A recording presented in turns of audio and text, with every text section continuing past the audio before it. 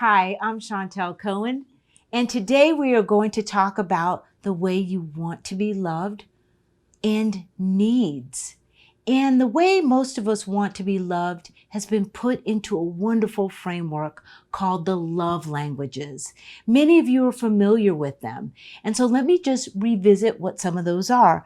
Some of us like gifts, that says, hey, I love you, and that feels good. Others want words of affirmation, or, hey, you know what? I just think that you've done a good job on this, or I really think you're wonderful. Those words of affirmation make us feel so warm and fuzzy. Quality time, that's a big one for me. I love quality time. Spending time with your partner, just doing things or not doing anything at all feels good. Acts of service. Now, this is a huge one because it's so important to do for our partners. But a lot of us, we like to be loved that way. We like to be shown love in that way. That if our partner fills up our car with gas every Sunday, wow, that feels good. Those are acts of service. And lastly, touch, physical touch. And some of us experience that through affection. Others of us feel it sexually, but it all feels really good to have physical touch. And so some of us like one or two of those more than others. And remember, I want you to think of the love languages as how you'd like to be loved. But I also want to introduce you to another concept, and that's about what you need in a relationship. And I've broken that down into two sort of categories, if you will. One is a connector and the other is called a fixer. And so each of the characteristics of a connector or a fixer really sort of get into what you need. And I want you to think about this, that what you need is almost like the thing that needs to happen in order to feel whole and good in the relationship. Not only that, but it makes you feel secure and it builds trust. And that's what we want. Those are the bedrock, the very foundation of what great relationships are built on, right? Security, trust, feeling safe. And so I want you to just think of it in two ways: connectors and fixers. And I'm going to tell you who each of those are. And I want you to figure out which one you are. And I may even tell you which one I am at the end. So a connector, remember we're talking about what someone needs. And are you a connector? A connector, and I'm going to give it to you in your simplest form. I do have more information and we'll talk about that later at some other date. Connectors need to feel that they're a priority in the relationship. They need to feel significant and important. If they don't feel like they're significant, like they're number one, they don't feel good. Their security is destabilized. They don't feel like they can trust their partner because what other things are ahead of me if I'm not number one, if I'm not priority number one? So connectors need to feel like a priority. Number two, connectors really like to be physically connected to their partner. So that means, and I'm not just talking about sex, I'm actually also talking about touch in a way that's non-sexual, hugs. They want to feel that physical connection because it also helps them feel emotionally connected. And that gets into the third. They want their partner to be intimate with them emotionally. They want to know their partner's guts, so to speak, because they feel that when they do, that is a bond that's unbelievable for them. It makes them feel so close to their partner. It gives them the warm and fuzzies, right? And so when a connector their needs are being met, they feel like a priority. They are physically connected to their partner and they know their partner bone deep.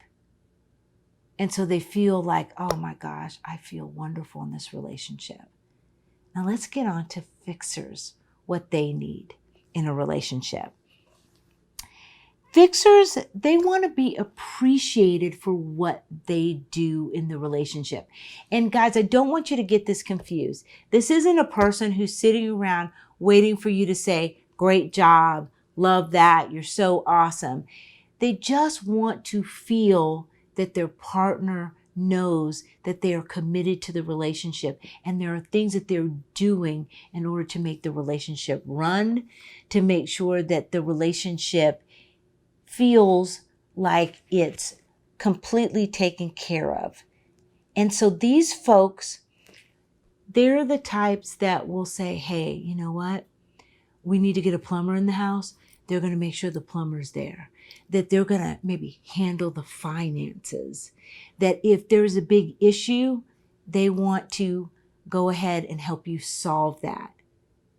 Now, I will tell you that these folks are not, again, they're not looking for these big high fives, but they will get upset if you're complaining about one thing and don't realize that they're doing these 3 other things.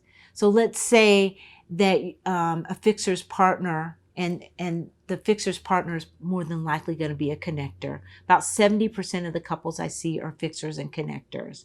And so let's say that connector partner walks in and the fixer's been working on the kitchen all day long.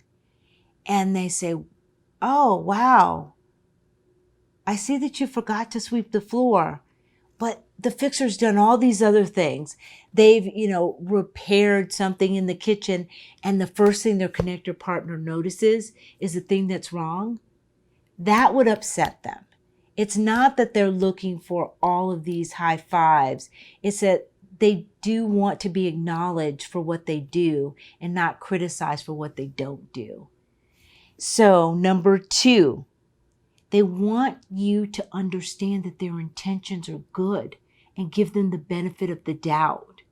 So that if sometimes they don't always meet your expectations, know that usually your fixer partner has a very damn good reason as to why they couldn't do it.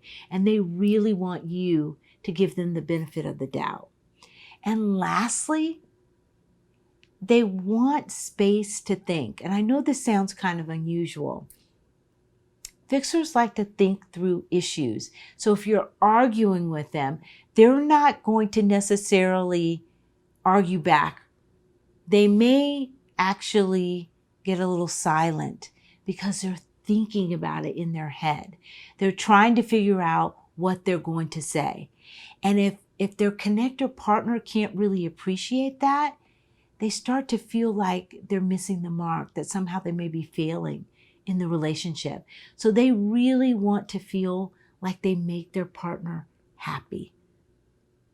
Above all else, that's what they're trying to do with all those actions, making sure that they do things for the relationship, that they want you to know that their intentions are good, that when they're struggling with an issue, that they're really trying to figure it out.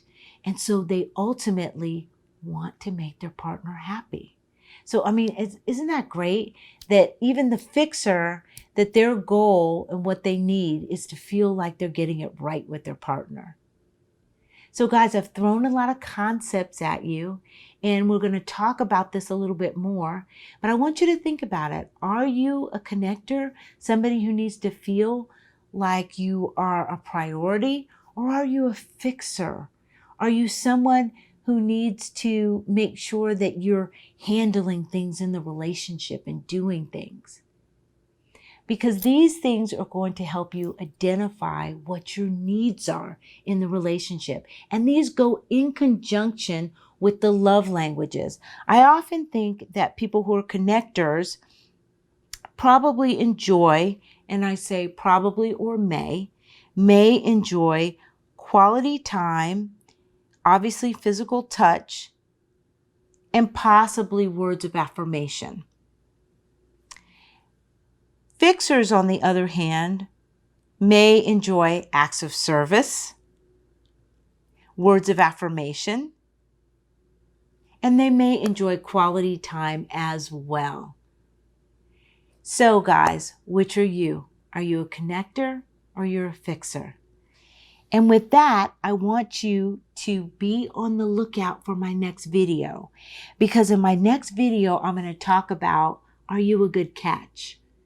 Because I'm sure that your relatives, those of you who are single who are watching this, are saying, oh my gosh, you're such a good catch. You've got a great job and you're really good looking.